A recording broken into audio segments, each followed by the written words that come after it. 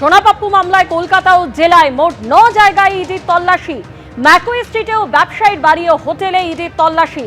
পান রোডে শান্তনু সিনহা বিশ্বাসের ফ্ল্যাটের উপর তলার ফ্ল্যাটেও তল্লাশি চালানো হয়। অন্যদিকে চক্রবেড়িয়ার রয়েট স্ট্রিট ও কসবাতেও ইডির আধিকারিকরা তল্লাশি চালান।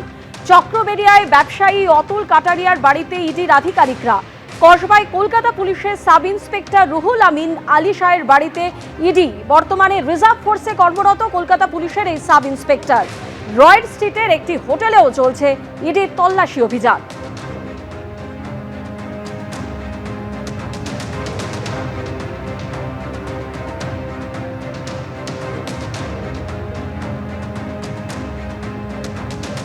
কসবার এনকে ঘোষাল রোডে কলকাতা পুলিশের সাব ইন্সপেক্টর রুহুল আমিন আলী শাহের বাড়িতেও চলছে তল্লাশি।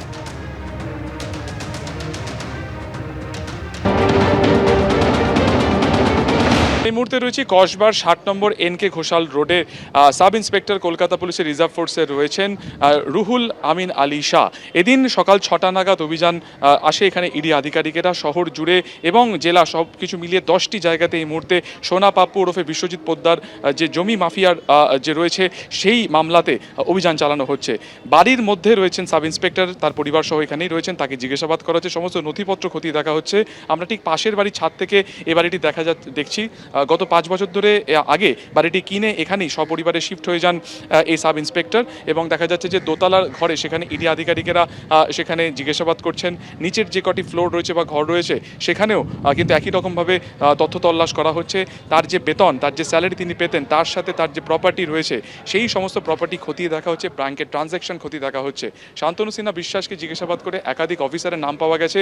তাদের কি ভূমিকা ছিল এই জমি মাফিয়াদের ক্ষেত্রে বা জমি পাইয়ে দেওয়ার ক্ষেত্রে, তারা কি ধরনের প্রভাব খাটাতেন, পুরো বিষয়টি খতিয়ে দেখছেন ইডি আধিকারিকেরা। দেখো, সকাল 6টাতে সিআরপিএফ ক্যাম্প নিউ টাউন থেকে একযোগে একটি বড় টিম বেরোয় এবং শহর কলকাতাতে আসার পর সেটা বিভিন্ন ভাগে ভাগ হয়ে যায়। তার মধ্যে একটি চলে যায় ভবানীপুরে, একটি চলে যায় কসবাতে যেখানে আমরা রয়েছি, একটি চলে যায় পার্ক স্ট্রিটের দিকে এবং এরকমই 10টি জায়গাতে এই মুহূর্তে অভিযান চালানো হচ্ছে। যে দোতলা সবুজ রঙের বাড়িটি তুমি দেখতে পাচ্ছ সেটা গত 5 বছর ধরে এখানেই কলকাতা পুলিশের সাব ইন্সপেক্টর এই রুহুল আমিন আলী শাহ তিনি এখানে রয়েছেন, সপরিবারে তিনি সেখানে থাকেন। তার আগে এখানে কিন্তু 5 বছর আগেই তিনি বাড়িটি কিনে এখানে আসেন এবং তারপর থেকে কিন্তু ঝাঁ চকচকে এই দোতলা বাড়ি। এবং যেটা জানা যাচ্ছে যে একেবারে কনস্টেবল পদে তিনি কলকাতা পুলিশের চাকরিতে তিনি ঢুকেছিলেন এবং পরবর্তী সময় তিনি এসআই পদে উন্নতি হন। হেয়ার স্ট্রিট থানাতে, শেক্সপিয়ার সরণি থানাতে দীর্ঘদিন তিনি ছিলেন এবং যেটা পুলিশ সূত্রে জানা যাচ্ছে যে শান্তনু সিনহা বিশ্বাসের অত্যন্ত ঘনিষ্ঠ ছিলেন হচ্ছে এই এসআই।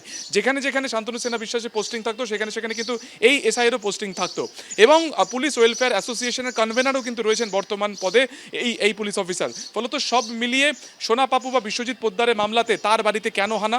আমরা জানি যে যখন শান্তনু সিনহা বিশ্বাস গ্রেফতার হয়েছিলেন ইডির তরফে কিন্তু বারবার যে দাবি করা হচ্ছিল যে একটি নেক্সাস কাজ করতো, মূলত ব্যবসায়ী একটি জমিকে সিলেক্ট করতেন, সেই জমির আসল মালিক যখন সেই জমি দিতে রাজি হতেন না তখন কিন্তু সেই জমির মালিককে ডেকে এনে ফলস এফআইআর দায়ের করা হতো এবং সেই এফআইআর দায়েরের ক্ষেত্রে কিন্তু কলকাতা পুলিশকে যেমন সাহায্য কাজে লাগানো হতো, রাজ্য পুলিশকেও একই রকমভাবে কাজে লাগানো হতো এবং তারপরেও যখন কাজে লাগানো হতো না, মানে একেবারে কাজ হতো না, তখন কিন্তু সোনাপাপ্পুকে কাজে লাগানো হতো গ্যাংস্টার হিসেবে।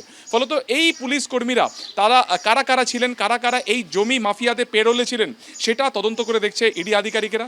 এবিপি আনন্দ এগিয়ে থাকে, এগিয়ে রাখে।